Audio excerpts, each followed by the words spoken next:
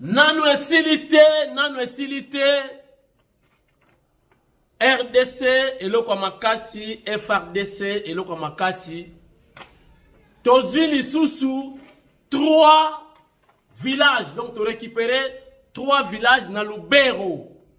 Et c'est là qu'il y a Rokangama sous na mikolo belé. Na Barwande, na ba M23. Chers internautes, FRDC monté en puissance. Conseil supérieur, il y a défense. Élargi. Chers internautes, Mokonzamboka asalaki yango lisusu. Conseil supérieur, il y a défense élargi. Mokonzamboka asali yango lisusu pour la seconde fois. Lelo certainement na conseil des ministres pour chaque vendredi à quoi épingler makambu wana lisusu. Fachi alobi mikolo yo akomela somnifère akolala te. Nini yango esilaka te, si eumeli déjà. Je vous avais dit que le chef de l'État a changé commandement na tête l'armée. L'actuel chef d'état-major général Banza Jules Azabongo, homme du terrain, technicien Basangani, travail collégial dans le MM, général Frank Ntumba Bouamunda Bomona Kiena, conseil wana supérieur Azalaki. Nous venons de terminer sous la direction du commandant suprême de forces armées de la République démocratique du Congo et de la police nationale congolaise une réunion du Conseil supérieur de la défense élargie où nous avons essentiellement passé en revue la situation opérationnelle dans toute la République démocratique du Congo, mais spécifiquement dans l'Est de la République démocratique du Congo. Cette réunion du Conseil supérieur de la défense était la première avec le nouveau chef d'état-major général qui a eu à la suite du vice-premier ministre, ministre de la Défense, donné les grands axes de sa vision sur ce qui concerne notamment la montée en puissance de forces armées de la République démocratique du Congo, mais la réponse militaire que nous apportons face à la guerre d'agression qui nous est menée par les Rwandais et ses supplétifs terroristes du M23. Comme vous l'avez suivi à travers les médias ce matin, dans le rapport qui a été fait par le chef d'état-major général, nos troupes ont repris l'initiative et nous ne voulons pas aller dans des annonces, mais vous allez voir que dans le jour qui vient, la montée en puissance de forces armées de la République démocratique du Congo va se poursuivre et les pans du territoire qui sont occupés par les forces d'agression seront récupérés. Nous aurons régulièrement l'occasion de vous faire le point de ces progrès. Au-delà de la question opérationnelle qui a été abordée dans toute sa dimension, nous avons aussi abordé les aspects diplomatiques de ces questions où vous avez noté avec nous l'isolation de plus en plus constatée du Rwanda qui montre que ce n'est pas le pays qui veut la paix dans l'Est de la République démocratique du Congo. Et de ce point de vue, la ministre d'État, ministre des Affaires étrangères, a reçu des orientations précises sur ce qui doit être fait à ces niveaux. Dans le même esprit, les aspects judiciaires doivent se poursuivre parce que nous notons, au vu de l'évolution de la situation, des comportements, des attitudes, haut de mots qui sont suspects, qui ne sont pas de nature à renforcer l'unité nationale ou l'union derrière nos forces armées de la République démocratique du Congo pour mettre fin à cette situation d'agression. Les ministres de la Justice, mais aussi l'auditeur général de forces armées de la République démocratique du Congo, qui participaient à la réunion, vont tous prendre des dispositions à leur niveau pour s'assurer que tout comportement à caractère subversif qui ne rentre pas dans l'objectif premier de la reprise de l'intégrité territoriale de d'autres pays, c'est des comportements qui pourront être sanctionnés. Le même constat a été fait dans la couverture médiatique des événements dans l'Est de la République démocratique du Congo, comme nous avons eu à le relever à travers les mises en garde qui ont été faites Nous voulons vous dire que des mesures seront prises dans les jours à venir contre tous les médias qui travailleraient dans le sens d'accompagner l'œuvre terroriste qui s'est faite en République démocratique du Congo. Pour l'impératif de la paix, il y a des mesures qui devront être prises absolument pour qu'on s'assure que tous les efforts nationaux qui sont faits pour restaurer la paix dans l'Est de la République démocratique du Congo puissent l'être. Nous avons évidemment eu l'occasion de passer en revue aussi d'autres questions d'importance capitale qui sont traitées au niveau de nos différents services pour nous rassurer que toutes les mesures sont prises pour que la paix soit restaurée, que la sécurité règne partout en République démocratique du Congo. Nous allons terminer évidemment par rappeler la mobilisation que le président de la République ne cesse de demander à tous les Congolais autour de forces armées de la République démocratique du Congo, dont il a à nouveau loué la bravoure et les sacrifices. Et donc nous allons réitérer ces demandes pour que toutes les populations congolaises fassent confiance au président de la République, mais aussi aux efforts soutenus du gouvernement dans le cadre des différents fronts militaires, diplomatiques, judiciaires, économiques et médiatiques pour que nous puissions restaurer la paix dans l'Est de notre pays une fois pour toutes. Loba loba, trop, sala sala, rien. Naebisaka bino bato oyo ngana munoko na ngana bimisaka bakombo na bango. Boye baki bata ba compétent, bayebi musala. Et la compétence est d'attribution. Chers internautes. Rwanda kangi ba frontière. Tolobaka biso tukaka ba frontière na Rwanda. Tukaka ba frontière na Rwanda. Rwanda comme Kobanga, la peur a changé de camp. Chers internautes, Rwanda kangi ba frontière image na émission le bobenga batu. Kamwa si azalia wa siko, ngamoko na zalia wa. Boza ba information tina suka yako sakanate. Batu ba déranger ngai lobby de partout. États-Unis, na Londres, na Allemagne, na Afrique du Sud, na Gabon même.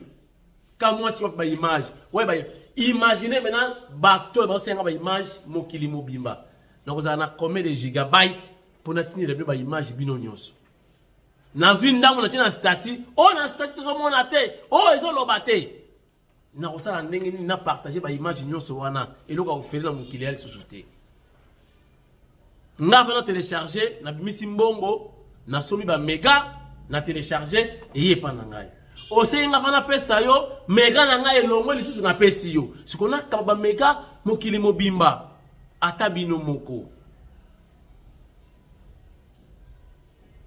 Na komeka mukeko cha extrait ya image ya Masisi extrait ndenge M23 apanzi ba document na bango bakimi donc tout la mwisi kizaka landa rwandaise so rwanda tala likolo mulai kisingini edo tutana likosi munduki na lipeka kanga munyangura omona mwa image mukeka ka oyo minduki zo mwana mingi te sino YouTube akobloquer soki mutu moka lobi naza d'accord mbongo ya vidéo na mobimba ngam na ofuta yo yango là je sacrifie toute une émission dans une vidéo sur na tché pour bloquer ma monétisation na ngai soki mutu boka lobi ka moi si j'accepte yo tcha ba image totale nga na ofuta mbongo na yo ya chaîne ah là na signé tangu Jacob Mudingai azalaki ah Jacob Mudingai akufate azali mais makama mukili bo comprendre kaka mukili kaka mukila makama tangu Jacob Mudingai azalaki emission te kosila te oka chombo tanta beta tour au beti tour janvier nyonso et comme décembre Jacob Mudingai Jacob ministre de tutelle ministre ya média la communication, porte-parole à gouvernement, Azala, Mouya ya Patrick. A KBC, ba médias internationaux. Oyo, baza ko pesa ba fake news, ba fausses informations contre la République démocratique du Congo. Bango baza ko pesa ba information oyo ya lukuta ke kuna bazui. En réalité, eza ya ngoti. Bon, moi, ko banga pe, bon, ni makita pe ko banga pe, nako yebisa pe, mon général Frank Ntumba Boamunda qui nangina qui ne masisi bomo na ke masisi bino mo boloba kamwasi ko kwendiko ko koma kuna tete na posa na kamwasi bogoboya lebi ke bogoboya pour FRDC bazui système asika balingi ko communiquer te à chaque fois communiquer ba pesi position banguna ba koye ba donc baza kotoyo bangi basala boye ba ko contourner bango yango bazotika bango na ignorance et sur ce déjà ministre de tutelle akangisi chaîne mobimba chaîne bakangi bisaka bakei El Jadira bakei basali ba enquête ba mona ke mingi on dirait ba enquêteur bata renseignement ba ye ko sala radio wa teme ba ye ko ba information ba informateur ba do pesa na ba kontina bango moko quelque part alors ba oyo batikali RFI France 20 fois na TV fois monde ba kebisi bango déjà ole ba lakisa makama ba poubelle ne ba français ba comme ole na poubelle ba lingo lo bango ti ba français ba ole na poubelle ba s'organiser kutu ba voter président ba poubelle trésorier ba poubelle secrétaire ba poubelle chargé de relations publiques donc voilà ku ta sola na ba ta ba poubelle ya Liège na ba ta ba poubelle ya Lyon ya Montparnasse bata ba poubelle ya chaussée de Wavre organisation poubelle kin deux fois te kuna balin ko lobangoti kaka kingasa ne tombe ngaba e tombe kaka ningi wana bazui mise en garde busakani kanga bisaka kene osala RFI pana bino kanga bisaka kene France 20 fois et pana bino kanga bisaka kene una TV mfuati monde et pana bino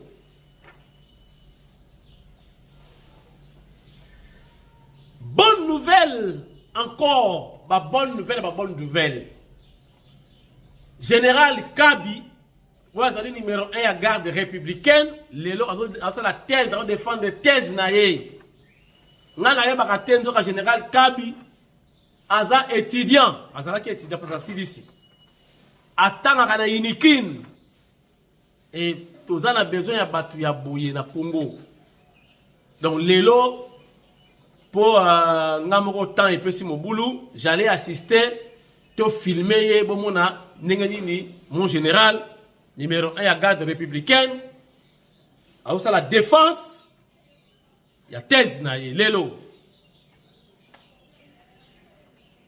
Chers internautes, moi si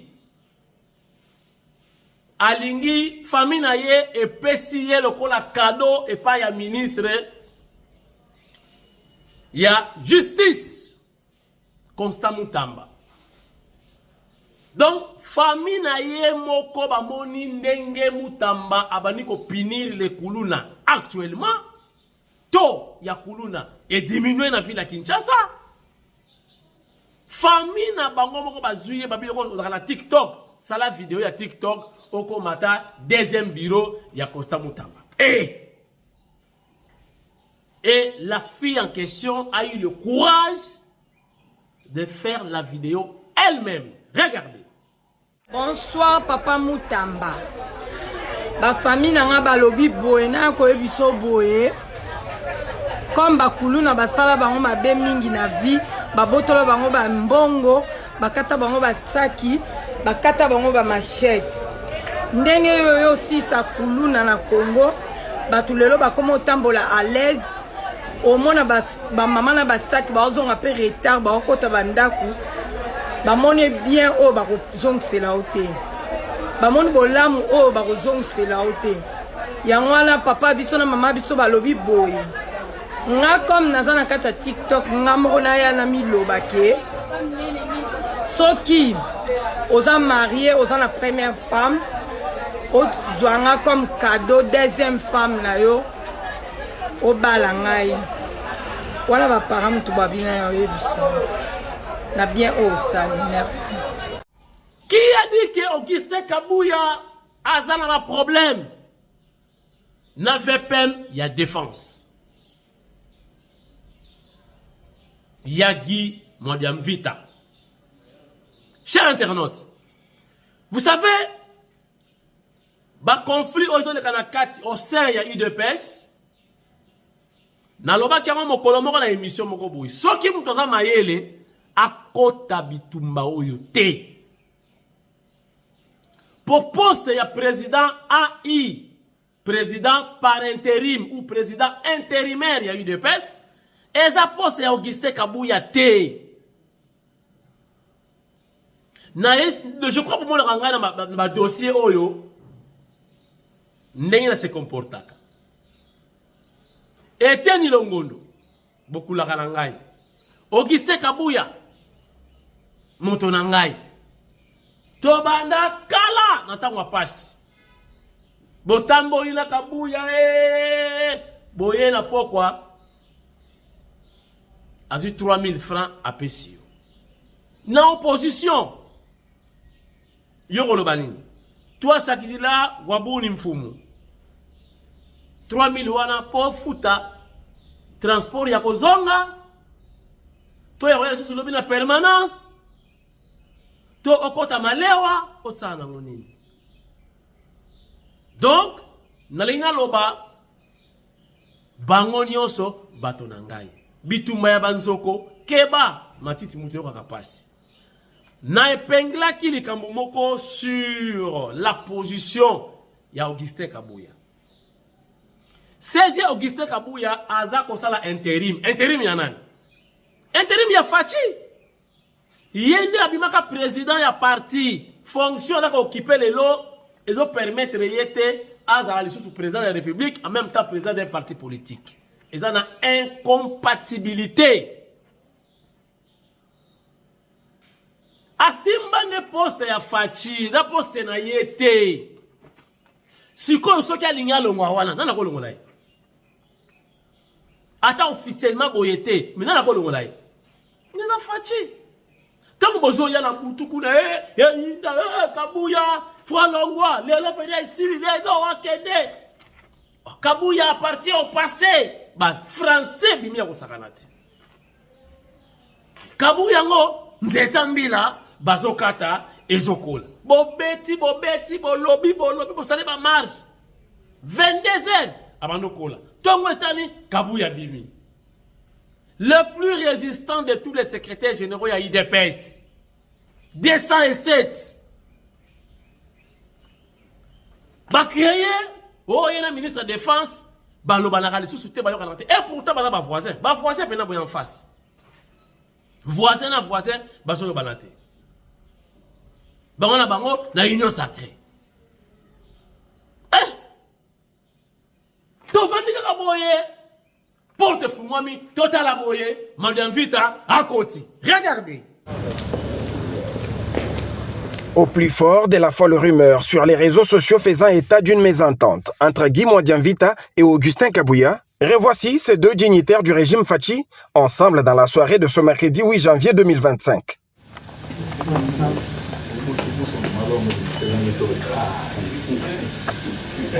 Ici à la résidence privée du secrétaire général faisant fonction de président AI de l'UDPS, c'est comme un autre chez soi pour le vice-premier ministre de la Défense nationale.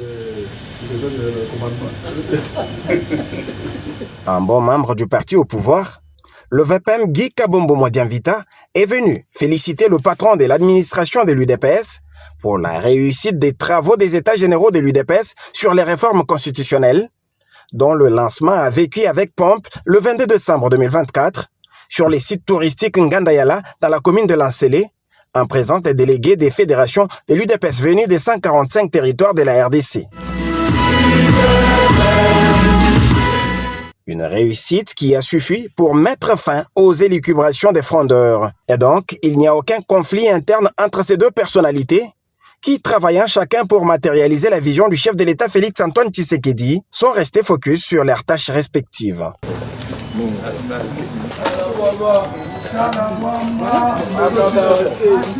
Nalobaki Rwanda ekangi ba frontière tolobaka ngo ngapela lobaka fati bokanga frontière kana Rwanda ngo pourquoi botikaka nzoka fati bana ekozela bango ne babana attaque eleki mikolo bibembeleki babangi ke tokomi ko infiltrer bango Rwanda akangi frontière na place biso to na frontière regardez hapa tuko Kamanyola hapa Banyarwanda wanafunga frontiere yabo, hakuna gari ya kwenda ingie kwa Rwanda na hakuna ya kutoka ingie Kongo. Hakuna Mnyarwanda wa kutoka. Wanasema frontiere hakuna kutumika. Hapa tuko Kamanyola kwa frontiere ngambo ya Kongo. Tushakata manifeste hizi. Banyarwanda wanakatala tusiende kwabo, tusipite kwabo.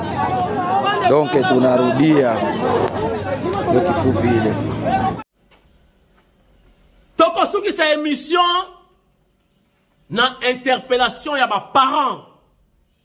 Ba parents bozalaka ba responsable. Natana qui livre moko, je crois c'était en Allemagne. Babanayi kozwa ba parents, so ba moni parents za mayele te, ba ko bete tonga abota lisusu te pour à produire bana ya bazo bate na société allemande jadis. Alors ba parents bobita la kapé, so moni mutu na yo peut-être ozaka na yo buru ko bota te. Voyez pourquoi? Beaucoup pesa passi na ba enseignant. Ba enseignant ba mona ka passi na seka ka pona bango ba député ba voter ba loi. Ba tala ndenge ya ko bongisa, ko rémunérer ba enseignant, ba vivre bien. Ba mona ka passi. Bana oyo bina bozo pesa éducation mabe, mais boké bokoti bango classe. Ba retomber et pas enseignant. Babouzo ba bêtise ba nso ba impoli ba donc éducation wana ba kena ngwe pa ba parents pa ba enseignant ko zo mwana ba na tongo ti 12h akomona pasi ko encadrer bana nyonso obino botangisi mabe na bandako obo éduquer mabe. Bota la vidéo oyo mwana ya moke élève ce qui premier primaire ayibi stylo. Tala forme stylo wana. Stylo ndire minduki oya kala ya pupu. Mwana ayibi stylo. Et botala bana ko interroger mwana na bureau. Oya kolela alela. Oya koseka aseka. Regarde. Tala ma koto. Biso to kobenga ba soda.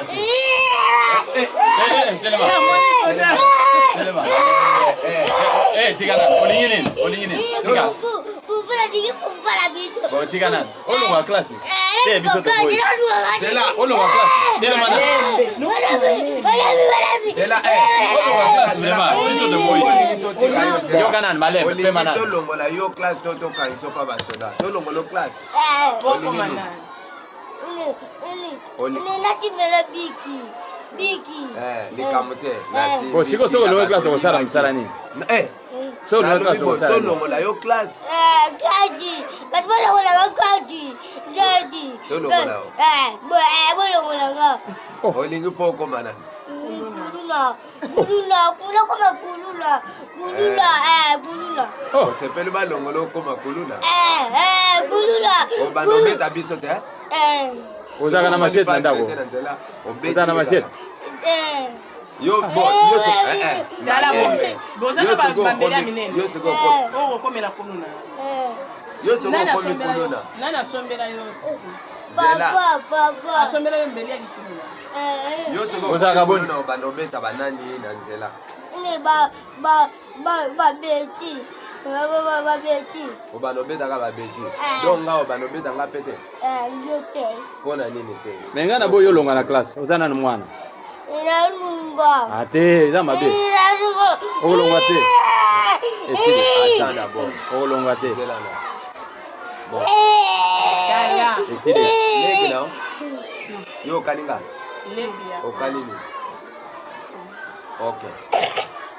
oyo aza kuluna Papa ba alobi aza kuluna papa asombele mbele likambo te me yango aye koyimba bika bato bon biso oyo esepeli tolongola yo classe to tokangisi yo na la police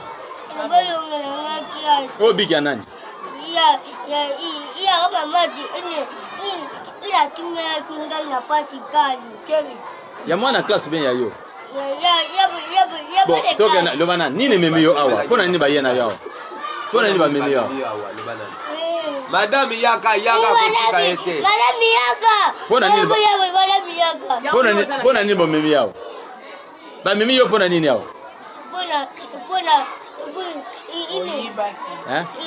Itenake peja ye. Oh, lo bana ozolo ba bien te oyela kinini ba memi yo nini na bureau. Yebisa ina. Nenda kwate. Le français, le bana français. Une biko ya ya wonga. Malembe, sala l'aise. O sala lo wote.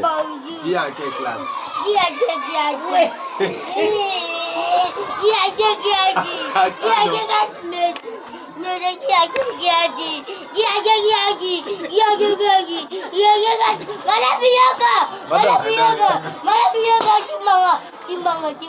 Simba ye.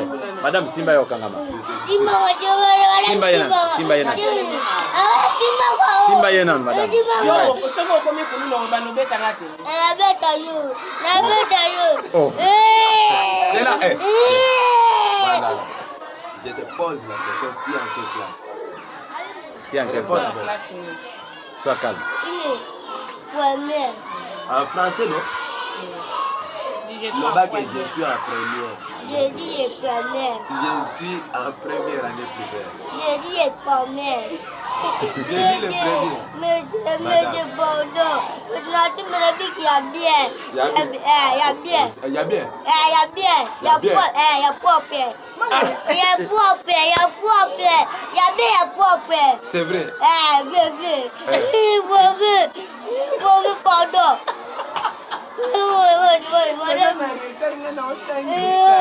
Bon, j'ai dit ceci. Ce qui n'a bimisi hein? Ozonga no ndako toko ta classe. Oko ta classe. Oko ta classe. Oko zala nani? Bo yo kozala nani na vina yo sepela kozala nani? Oko koma nani? Yo sepela na vina yo koma kuluna?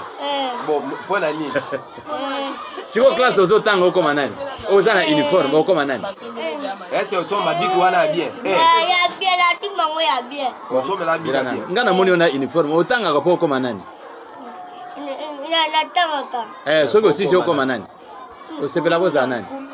Okoma kuluna? Otanga po okoma kuluna na uniforme oyo.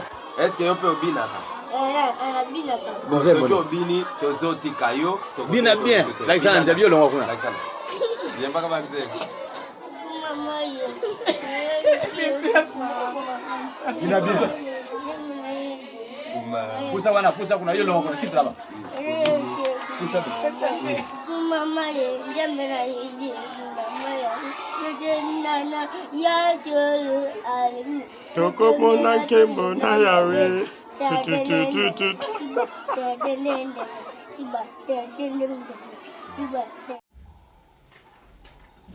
Encore une fois, merci les FRDC et le Kwamakasi. Na Lubero kuna 3 villages de nouveau récupérés. Sikoyo zwa munyangura kangaye kisingini ya makolo eza kotuta na dikosi. Mbangu ya ndenge wana. Talaka mutalie manyoko na nguba. Énergie mkanga rwandais. Kapinga Régine, Fondation Régine Kapinga. Balako préparer échange de vœux. Dans le mois de janvier, certainement, dans le mois de mars, également, il y aura activité. Ils allaient mois dédié à la femme. Pourquoi pas visite, topé pour assister, bah vieillard, femme, moi ma puta, ma belle, Fondation Régine Kapingezo ya ma belle, Makamusu nazo bomba. Ezoya Mabe, Fondation Régine Kapingabe. Toujours dans le souci, il y a quoi accompagner valablement, positivement le chef de l'État, son Excellence, Félix Antoine Tshisekedi Tshilombo. Mes respects, mon général, Ntumba, Franck, saut de mouton, mon général. Moussala Kitoko, Basona Bazola Kitoko, Tomoni Mandoki ya Sika, ya Sachet. Wana soki lisa César Rwandais, 3 secondes des amingi, bayambie na likolo. Merci. Na Roger Chilenge. Mais qu'on a là ba italien te. Roger Chilenge. Moi na centre-ville, moi na Italie. Bonjour. Qu'on a là ba italien te. Déjà les 20 oyo. To célébrer anniversaire ya Roger Chilenge. Na koy ko bosana, na ko za la empêcher, j'ai anticipé. Joyeux anniversaire Roger Chilenge, moi na centre-ville, mais kozala lokola ba italien te, zala lokola ba français, na ba anglais. Le message est codé, hein. Merci beaucoup, chers internautes. Botika la fidèle, ah bon vous allez déçu. Botika la fidèle. Nyati mikolo yo moto ezopela. Olandika moi cité Rolanda nani. Moto ezopela. Énergie plus. Na uti côté wanati. Na uti côté wana. Na uti côté wana. Côté ya Etienne Tshisekedi wa Mulumba. Na ye na moto. Na ye na moto. Komekate o mekeni fuiri. O buiri fuiri. Trop boucler la boucle de cette émission en vous disant, Lélo vendredi, réveillons. Batmorona la libanda, pour la matanga, il y a batteur, il y a Wenge BCBG, Séguin, Mignon, Maniata,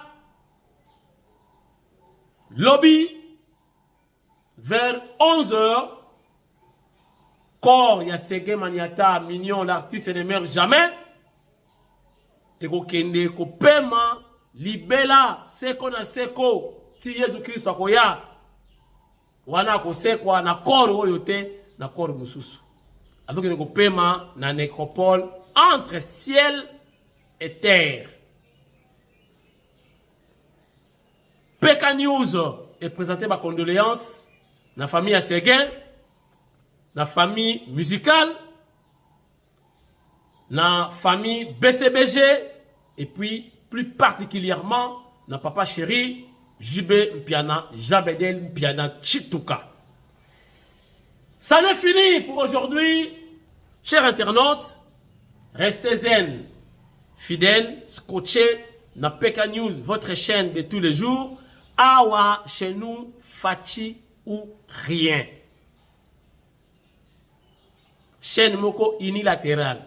Etengama, Fachi ou rien. Oboy na yo, oza libre en tout cas. Oza libre. Brazape atama kolona ilanga okende. Zambi pe eza musikate. Kotera Moïse akatsaka wana yo po katisika. Soki na kashobwe, soki na kasobwe okati oke. Tosola ki mingi makambo ya rambo ya Chine mais émission sili pour l'instant tokotala. Soki lelo probabilité za nango. Soki to salite lobby to développer masolo ya rambo à Chine ndenge mwasi na ye ya lobby akima kite akana iko tanga kinoko bakisa maele ne azozonga pasa la bourgmestre azozonga pasa la nani check bye bye.